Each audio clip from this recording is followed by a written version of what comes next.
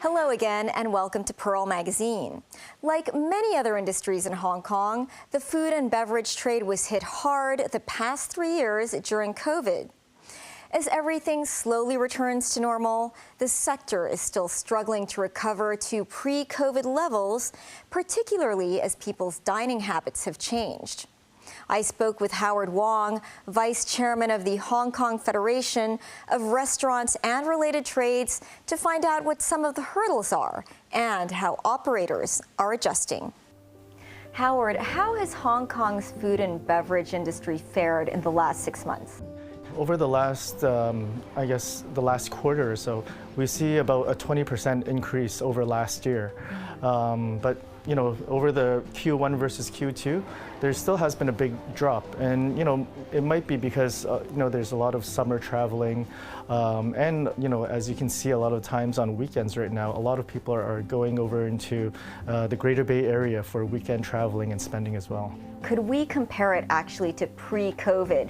It's not too hard to beat last year. Yeah, that's quite true. You know, in terms of pre-COVID times, we see the whole industry is still maybe about 80% of what we saw during normal business type of environment, and this is still a concern, especially right now.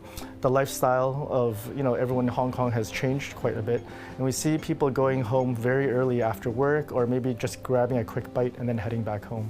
So these lifestyle trends, what are the trends you're seeing? Yeah. So lately we've seen a lot of people spending more money in casual dining, possibly because in terms of their spending power, they're not able to spend as much money. And so we see in terms of fast food and also takeaway dining, there has been an increase in business. And this is a new sector for Hong Kong to really build up. But it's a good part of the F&B industry that can really build up the foundation of the people in Hong Kong as well. And hopefully we can see the whole industry expand, no matter if it's just casual dining or fine dining later on. And there are other segments where, for example, families are eating more at home. In a way, it's more cost efficient as well. And people are just used to this type of lifestyle that they've been living through over the last 2.5 to 3 years with COVID. How is this impacting the industry? Are places closing completely, or are they just closing earlier? We do see, for example, fine dining is also one major factor here, where we see people maybe flying overseas for Japanese food, for example. And this has really hurt the Japanese dining sector as well. Chinese dining has also been affected with less families coming out in the evenings, eating in large tables. And you can see that there's usually maybe one turnover per night, where in the past you could do 1.5 to 2 turnovers just for the evening meals, right?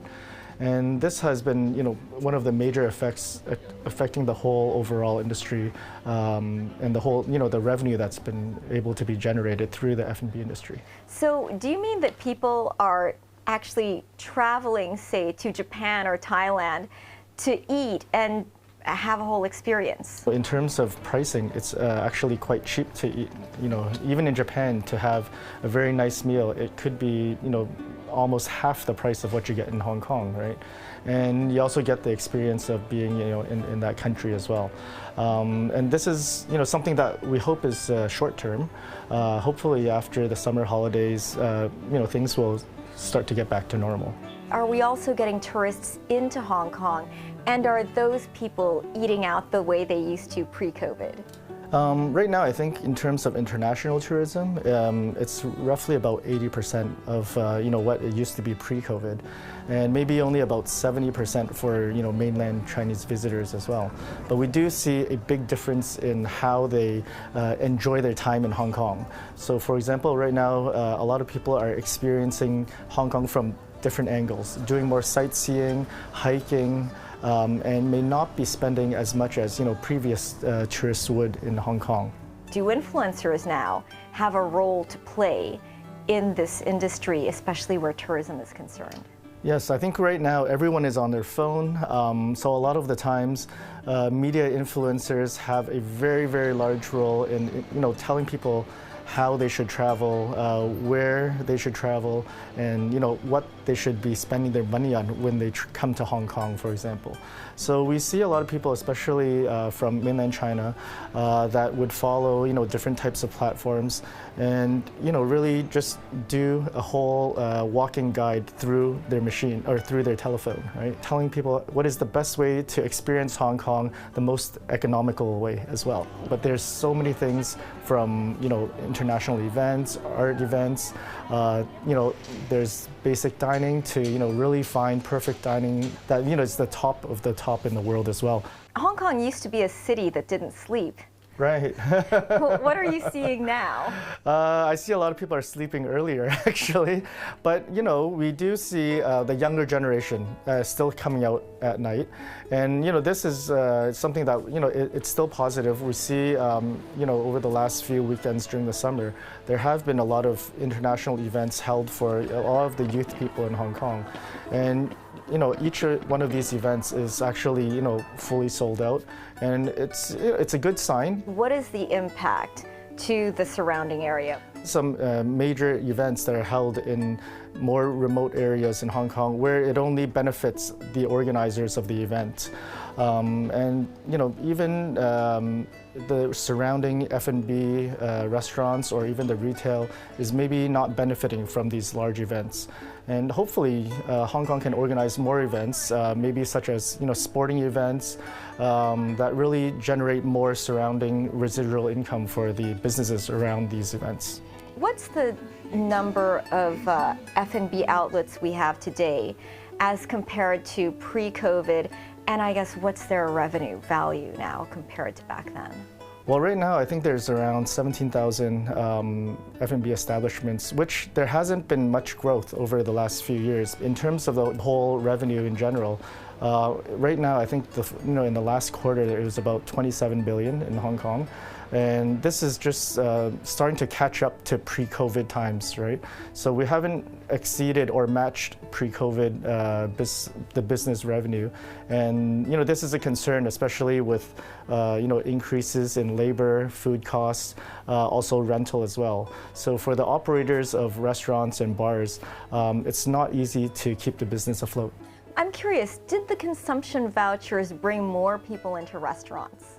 Earlier they did, but I think with the the most recent consumption vouchers in the whole industry, we did not feel that it had a great impact on the F&B industry. Right.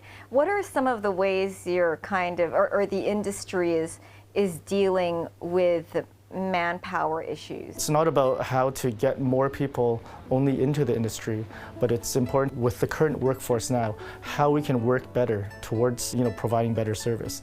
So such as implementing more digital solutions or more automated solutions into the restaurants to help with the shortage of manpower.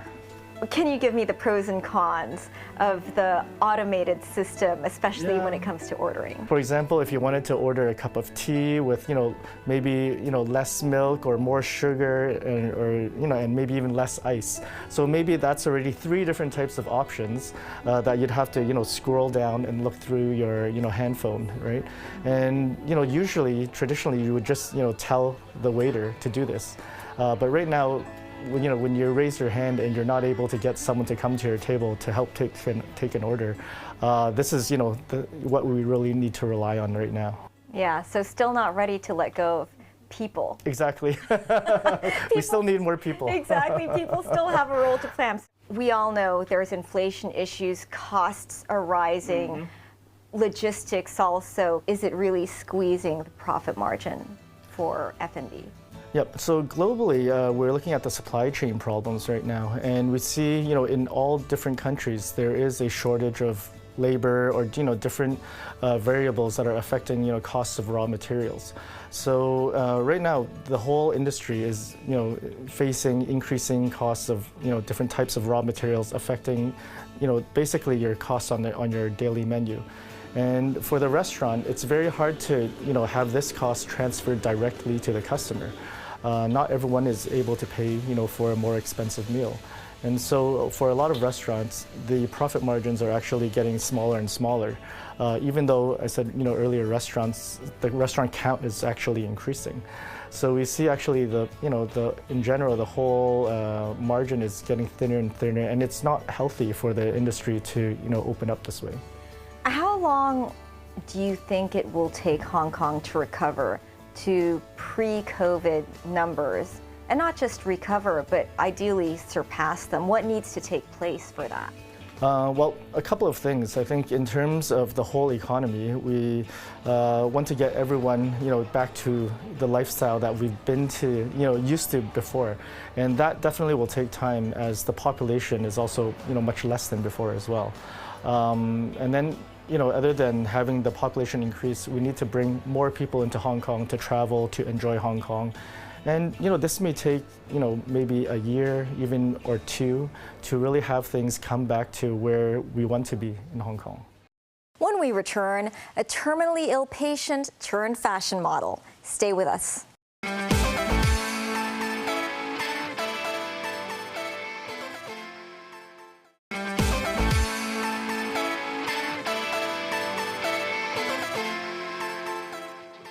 Welcome back to Pearl Magazine. For decades, the fashion world has been notorious for prioritizing youth. The beauty myth has many believing the industry is only for the young. However, some are trying to break this boundary. Tonight, Pearl Magazine's Tina Jiang meets a 65-year-old cancer survivor who has succeeded in becoming a fashion model in her twilight years in pursuit of her childhood dream.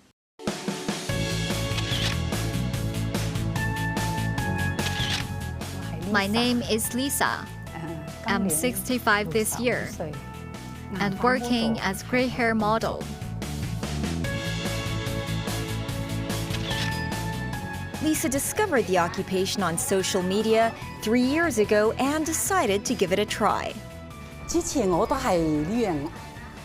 I had this kind of thinking before, and I thought that to be a model, you must be young, tall enough,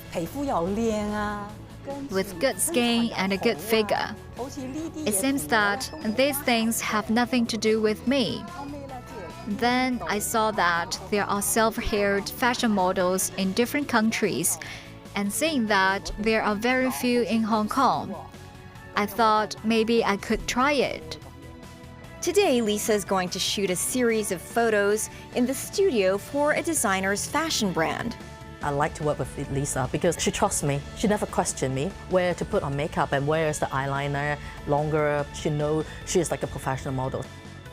Makeup artist Karen Yu has been doing Lisa's makeup for some time. I'm not usually work with elderly models. I think Lisa gave me a lot of a practice and directions, and then after working with her, it's not that difficult because I always scared.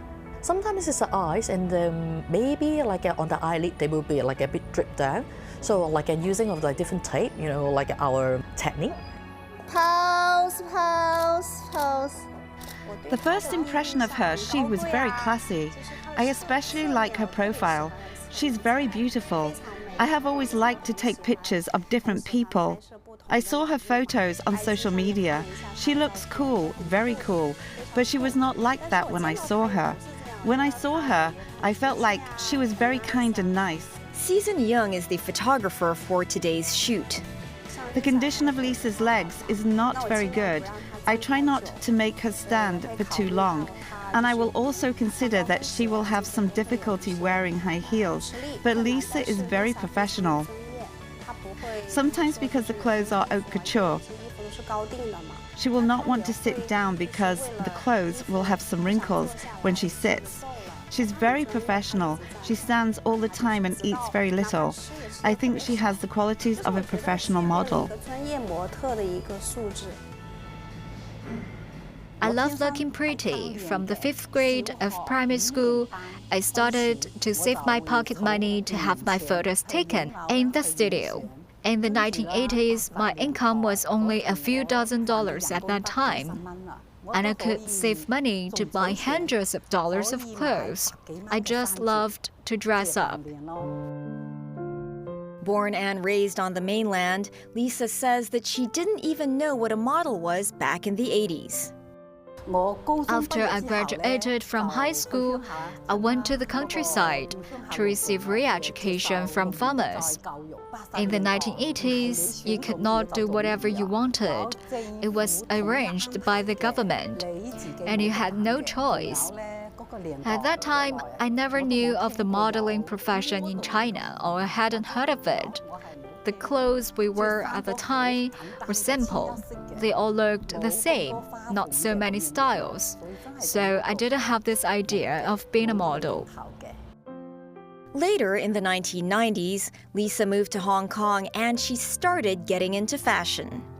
I settled in Hong Kong in 1996. I studied in Japan, so I speak Japanese. My first job was selling luxury handbags in Japanese at five-star hotels.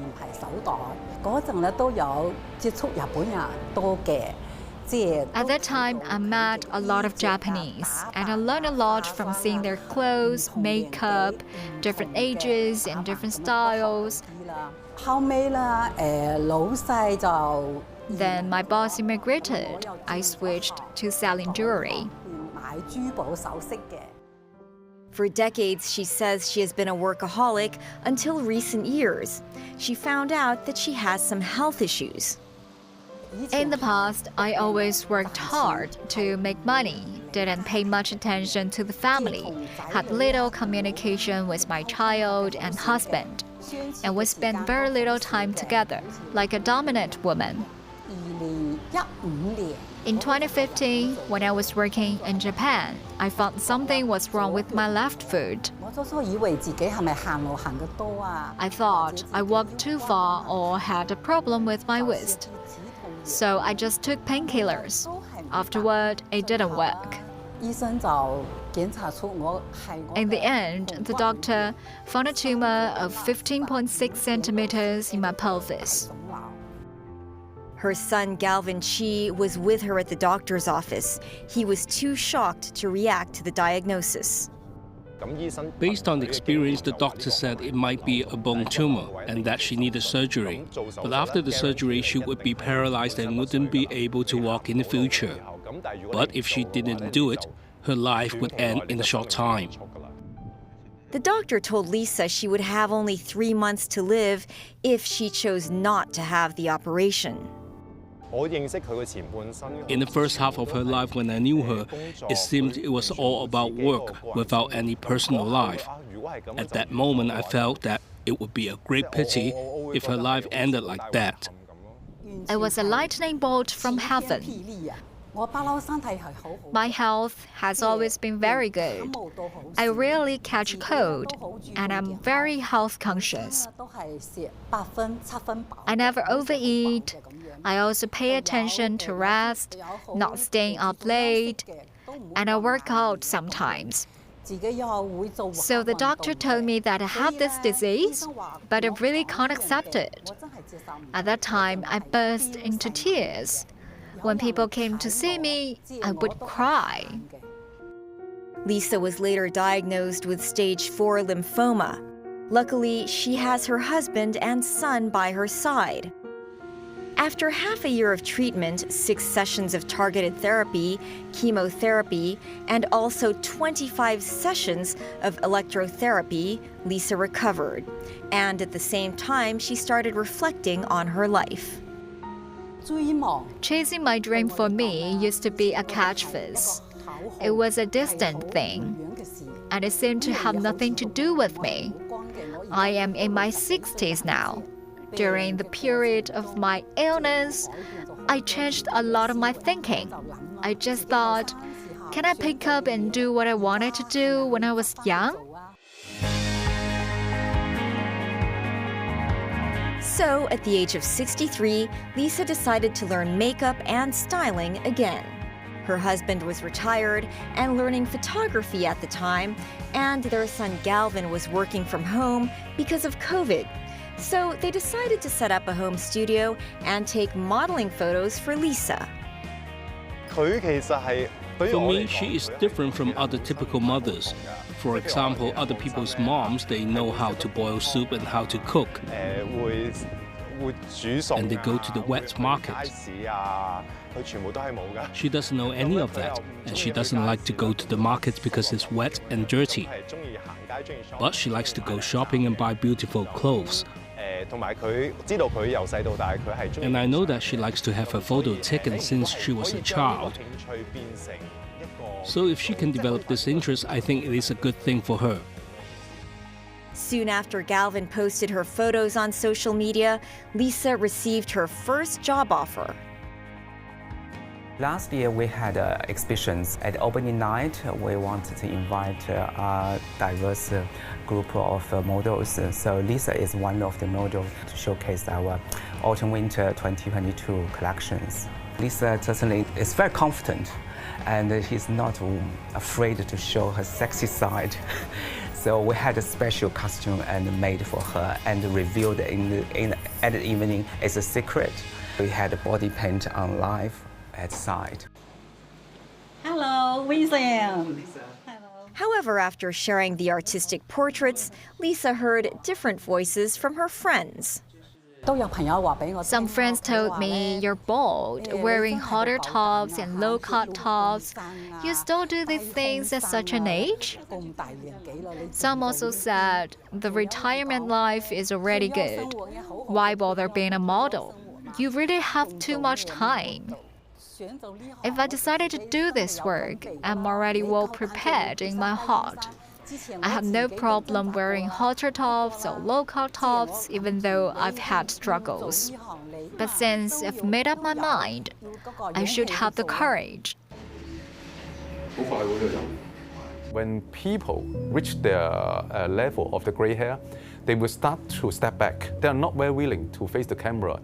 I have no black hair, I have no nice skin, and I will expose my wrinkle, my gray hair to people. So I think in Hong Kong it's still quite conservative in this way. Andy Ho has been working in fashion for 20 years. He appreciates Lisa's courage to pursue her dream in her twilight years because he believes that real fashion is not defined by age. We used to use all the professional model, the tall, the beautiful, about 10 years ago. The international way is trying to use what we call the talent model. For example, gray hair is one of the type. I think it is good news that Lisa make the breakthrough. This is very encouraging. Young people can pursue their dreams, and so can we. If we don't try new things at our age, how much longer should we wait? That's our show for this week. Join us on Pearl Magazine, same time next week. Bye for now.